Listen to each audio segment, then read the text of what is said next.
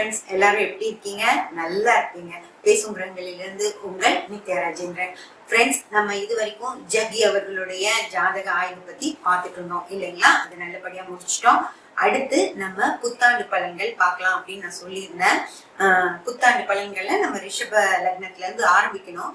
ஆனா நம்ம என்ன பண்றோம்னா, இந்த புத்தாண்டு பலன்கள் எடுக்கும்போது சந்திரனை நம்ம அவாய்ட் பண்றோம் இல்லைங்களா? அதாவது சந்திரன் 2.25 நாள் மட்டும்தான் ஒரு கட்டத்துல இருக்கும். அதனால அந்த சந்திரனுடைய பலன்களை நம்ம எடுக்க முடியாது. அதனால சந்திரனை நம்ம அவாய்ட் பண்றோம் இல்லைங்களா? அப்படி நம்ம சந்திரனை அவாய்ட் பண்றப்ப அவர் கோவம் வருமா இல்லையா? அதனால மனோகாரகனான சந்திரனை பத்தி முதல்ல நம்ம பேசிட்டோம் அப்படின்னா அவரும் குளிர்ந்து போயிடுவாரு. நமக்கும் ஒரு சந்திரனை பத்தின வேலைகளை முடிச்ச மாதிரி இருக்கும் இல்லைங்களா? அதனால நம்ம இந்த பதிவுல சந்திரனை பத்தி பார்த்துட்டு அதுக்கப்புறம் நம்ம புத்தாண்டு பலன்களுக்கு போய்க்கலாம். ஃப்ரெண்ட்ஸ், சந்திரன் ஒவ்வொரு பாவத்திலையும், அதாவது லக்ன பாவத்திலிருந்து 12ஆம் பாவம் வரைக்கும் ஒவ்வொரு பாவ தொடர்பும் சந்திரன் வச்சிருந்தாரு அப்படின்னா அந்த சந்திரன் எப்படி இருப்பாரு அப்படின்னு சொல்லி நம்ம பார்க்க போறோம். ஃப்ரெண்ட்ஸ், சந்திரன் லக்ன பாவ தொடர்புல இருக்காரு அப்படின்னு வச்சுக்கோங்களேன். அதாவது லக்ன பாவத்திலேயே சந்திரன் இருக்கிறது அல்லது லக்னத்துல இருக்கிற 3 நட்சத்திரங்கள்ல சந்திரன் ஏதோ ஒரு நட்சத்திர சாரம் வாங்கி இருக்கிறது, அந்த மாதிரி இருக்கிறது தான் நம்ம லக்ன தொடர்பு அப்படின்னு சொல்லி சொல்றோம். அந்த மாதிரி லக்ன தொடர்புல சந்திரன் இருக்காரு அப்படின்னு வச்சுக்கோங்க. நீங்க எந்த லக்னமா வேணாலும் இருக்கலாம். மேஷத்துல இருந்து மீனம் வரைக்கும் நீங்க எந்த லக்னமா வேணாலும் இருக்கலாம். அது உங்க லக்னமா இருந்து, அந்த ஜாதகருடைய லக்னம் ஏதோ ஒரு லக்னமா இருந்து அந்த லக்ன தொடர்புல சந்திரன் இருக்காரு அப்படின்னா அந்த சந்திரன் எப்படி இருக்காரு அப்படின்னு சொல்லி நம்ம பார்க்கணும். ஃப்ரெண்ட்ஸ், அந்த சந்திரன் நல்லபடியா இருந்துட்டாரு அப்படின்னா அந்த ஜாதகருடைய குணநலங்கள் ரொம்ப நல்லா இருக்கும். சூப்பரான எல்லா பெரியவங்களுக்கு மரியாதை கொடுக்கறது, சின்னவங்களுக்கு மேல ரொம்ப அன்பு செலுத்துறது, அதே போல அப்பா அம்மா மனைவி குழந்தைகள் சுற்றத்தார் கூட பிறந்தவங்க அவங்க மேல எல்லாம் ரொம்ப பிரியமா இருக்கிறது, யாரையும் ஒரு கடுமையா நடக்காம எல்லாரும் வேணும் அப்படின்னு அரவணைச்சு போற ஒரு குணமா அந்த ஜாதகர் இருப்பாரு. ஃப்ரெண்ட்ஸ், அதே போல சுயமா சிந்திச்சு செயல்படக்கூடியவரா இருப்பாரு. அடுத்தவங்க சொல்ற விஷயங்களை எல்லாம் எடுத்துக்க மாட்டாரு. யார் என்ன சொன்னாலும் சரி சரின்னு கேட்டுப்பாரு தவிர ஆனா முடிவுகள் எல்லாமே அவரோடதான் இருக்கும். ஃப்ரெண்ட்ஸ், ஏன்னா லக்ன பாவாதிபதியா மனோகாரகனான சந்திரன் வர்றது அப்படிங்கிறது, அதுவும் அந்த சந்திரன் நல்லா இருந்துட்டாரு அப்படின்னா எல்லாமே அவருடைய சுய முடிவுகளா தான் இருக்கும். ஃப்ரெண்ட்ஸ், அதுவே வல்ல சந்திரனா வந்துருச்சு அப்படின்னு வச்சுக்கோங்களேன். அந்த சந்திரனுடைய தசாபுத்தி காலங்கள்ல இந்த ஜாதகர் மிக நிறைய பணம் சம்பாதிக்கிறவரா இருப்பாரு. ஃப்ரெண்ட்ஸ், அப்படியே அள்ளி கொடுப்பார் சந்திரன்.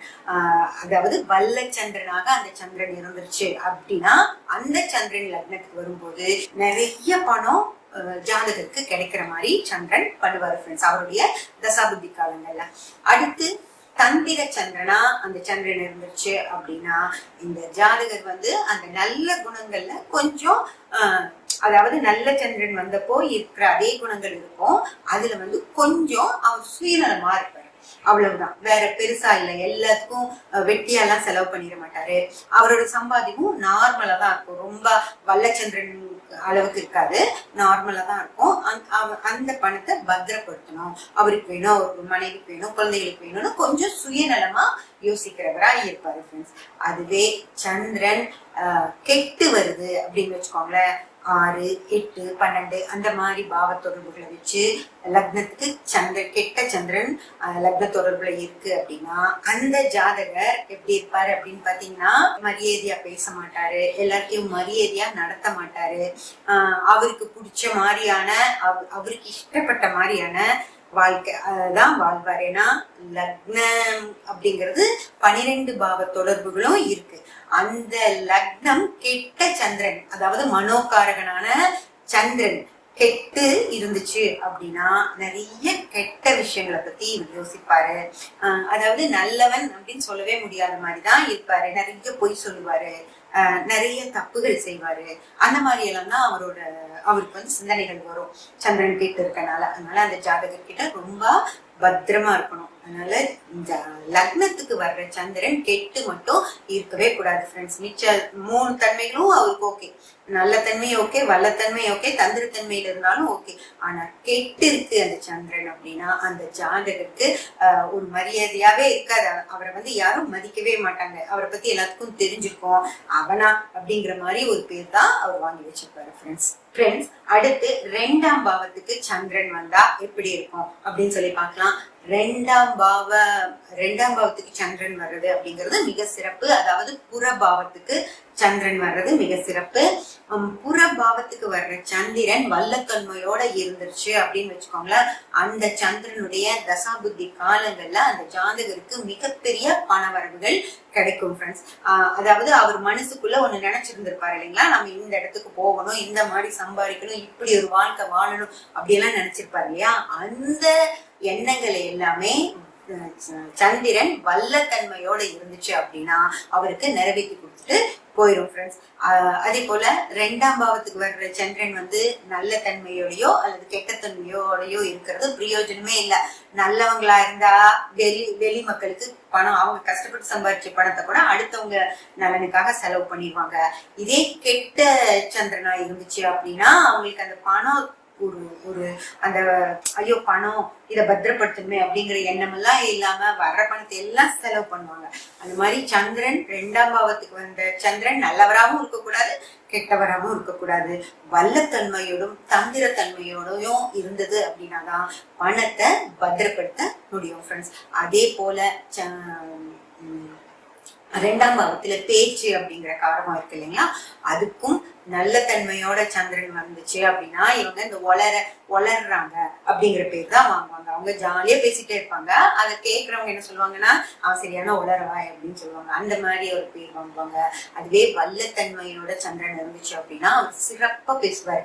அதாவது இந்த பேச்சாளர்கள் அவங்க எல்லாம் அந்த வல்லத்தன்மையோட சந்திரன் வல்லத்தன்மையோட சந்திரன் இருந்தாதான் அவங்க நல்ல பேச்சாளர்கள், சொற்பொழிவாளர்கள், இந்த கவிதை, கருத்தரங்கம், இந்த மாதிரி விஷயங்கள் எல்லாம் கலந்துட்டு அது மூலியமா நிறைய சம்பாதிக்கிறவங்களாவும் இருப்பாங்க ஃப்ரெண்ட்ஸ். அநேகமா நம்ம இந்த பட்டிமன்ற ராஜா அவங்க எல்லாம் இருக்காங்க இல்லைங்களா, அந்த மாதிரி பட்டிமன்றத்துல எல்லாம் கலந்துக்கிறவங்களுக்கு அங்க தந்திரத்தன்மையோடையோ வல்லத்தன்மையோடையோ செவ்வாய் இருந்துச்சு அப்படின்னா அவங்க அவ்வளவு சாதுரியமான பேச்சுக்கள் எல்லாமே பேசுறவங்களா இருப்பாங்க. ஏன்னா இந்த பட்டிமன்றத்துல பதிலடி கொடுப்பாங்க பாத்தீங்களா, அதுக்கெல்லாம் சந்திரன் தந்திரத்தன்மையோட இருந்துச்சு அப்படின்னா அவங்களுக்கு அந்த பேச்செல்லாம் மிக சிறப்பா வரும் ஃப்ரெண்ட்ஸ். அடுத்து 3ஆம் பாவத்துக்கு சந்திரன் வந்தா எப்படி இருக்கும் அப்படின்னு பார்க்கலாம். 3ஆம் பாவத்துக்கு சந்திரன் வர்றது அப்படிங்கிறது சிறப்பான விஷயம். ஏன்னா 3ஆம் பாவம் அப்படிங்கிறது சிந்தனை திறன்.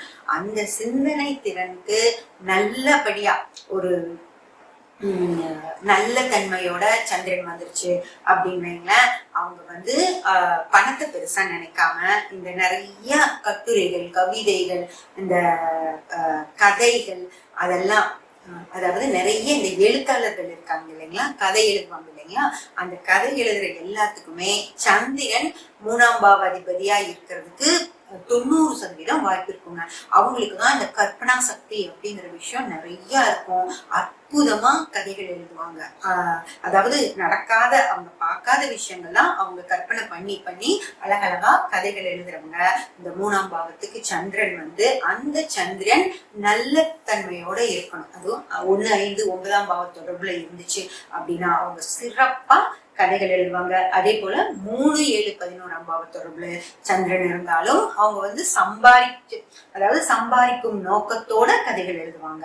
அதுவே 2, 4, 6, 10 அப்படிங்கிற தொடர்புல வல்லத்தன்மையோட தொடர்புல சந்திரன் இருக்கு அப்படின்னா அவங்க மிகப்பெரிய கற்பனை சக்தி இருக்கோ இல்லையோ, அதாவது அகபாவங்கள் மாதிரி இருக்காது, அகத்தொடர்புகள் வச்சிருக்க மாதிரி இருக்காது கற்பனை சக்தி.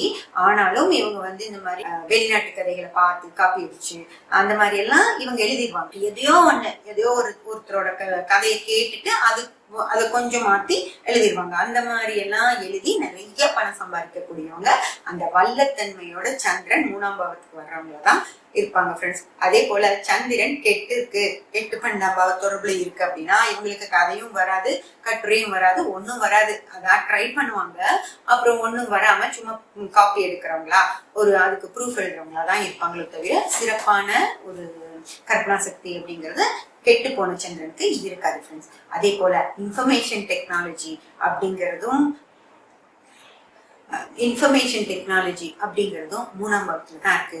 அந்த 3ஆம் பாவத்துக்கு சந்திரன் வல்லத்தன்மையோட வந்துருச்சு அப்படின்னா அவங்க மிக சிறப்பா அந்த விஷயங்கள்ல எல்லாம் இப்போ அந்த மாதிரியான வேலைகள்ல இருக்காங்க அப்படின்னு வச்சுக்கோங்களேன். அதையெல்லாம் பெர்ஃபெக்டா முடிச்சு கொடுக்கக்கூடியவங்களா அவங்கதான் இருப்பாங்க. இந்த நல்ல தன்மையோடையும் கெட்டத்தன்மையோடையும் சந்திரன் இருக்கவங்கனால அதையெல்லாம் ஈஸியா முடிக்க முடியாது. ஏன்னா அதெல்லாம் ரொம்ப நுட்பமான விஷயம் இல்லைங்களா, அதை ஈஸியா பண்ணிட முடியாது. இந்த தந்திரத்தன்மையோடையும் வல்லத்தன்மையோடையும் சந்திரன் இருக்கவங்கதான் இந்த கம்ப்யூட்டர் சயின்ஸ் அவங்க படிச்சிருக்கணும், இந்த மாதிரி ஐடி துறையில இருந்தாங்க அப்படின்னா அவங்க பெர்ஃபெக்டா நல்ல இதுல இருப்பாங்க. அவங்களுக்கு சேலரியும் மிகப்பெரிய சேலரியா இருக்கும் ஃப்ரெண்ட்ஸ். அது சந்திரன் வல்லத்தன்மையோடையும் தந்திரத்தன்மையோடையும் இருக்கிற ஜாதகர்களுக்கு. அடுத்து 4ஆம் பாவ அதிபதியா சந்திரன் வர்றாரு அப்படின்னு வச்சுக்கோங்களேன். 4ஆம் பாவம் அப்படிங்கிறது சந்திரனுக்கு மிக பிடித்த பாவம். அதுலயும் அங்க அம்மா இருக்காங்க இல்லைங்களா, 4ஆம் பாவம் அப்படிங்கிறதுல அம்மா அப்படிங்கிற காரகம் இருக்கும். அந்த 4ஆம் பாவத்துக்கு சந்திரன் எந்த தன்மையோட வந்தாலும் சரி, நல்லவரா இருந்தாலும் சரி, கெட்டவரா இருந்தாலும் சரி, வல்லவரா இருந்தாலும் சரி, தந்திரனா இருந்தாலும் சரி, அவருக்கு அம்மா மேல மிகப்பெரிய பாசம் இருக்கும். அதனால சந்திரன் அம்மா அப்படிங்கிற அந்த 4ஆம் பாவத்தை மிக சிறப்பா இருக்கும் ஃப்ரெண்ட்ஸ். அதே போல 4ஆம் பாவத்துல வீடு அப்படிங்கிற விஷயமும் இருக்கும். அந்த வீடு அப்படிங்கிற விஷயத்துல சந்திரன் அதாவது அந்த ஊரை விட்டு போகவே பிரியப்படாது. இப்போ ஒரு படிச்சு முடிச்சுட்டு வேலைக்கு ஃபாரின் போகலாம் அப்படின்னு கேட்டா இல்ல நான் இங்கேயே இருக்கேன், இங்கேயே அம்மா கிட்டே இருக்கிறேன், என் வீட்லயே நான் இருக்கேன், இந்த ஊர்லயே ஏதாவது ஒரு வேலை பார்த்துட்டு நான் இங்கேயே இருக்கேன்னு சொல்லுவாங்களே தவிர நான் வெளியூர் போறேன், வெளிநாடு போறேன் அப்படின்னு சொல்லவே மாட்டாங்க இந்த சந்திரன். இது எந்த தன்மையில இருந்தாலும் அவங்களுக்கு இஷ்டமே இருக்காது.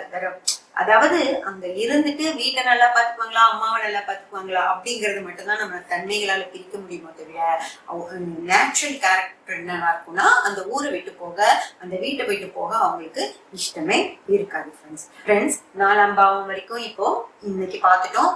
இனி அடுத்த 5ஆம் பாவத்துல இருந்து நம்ம அடுத்த பதிவுகள்ல பார்க்கலாம். சப்ஸ்கிரைப் பண்ணி பெல் பட்டன் பிரஸ் பண்ணி வச்சுக்கோங்க. அப்பதான் நான் போடுற எல்லா பதிவுகளும் உங்களுக்கு கிடைக்கும். லைக் பண்ணி ஷேர் பண்ணி கமெண்ட் பண்ணீங்க அப்படின்னா எனக்கு சப்போர்ட்டிவா இருக்கும். Thank you friends.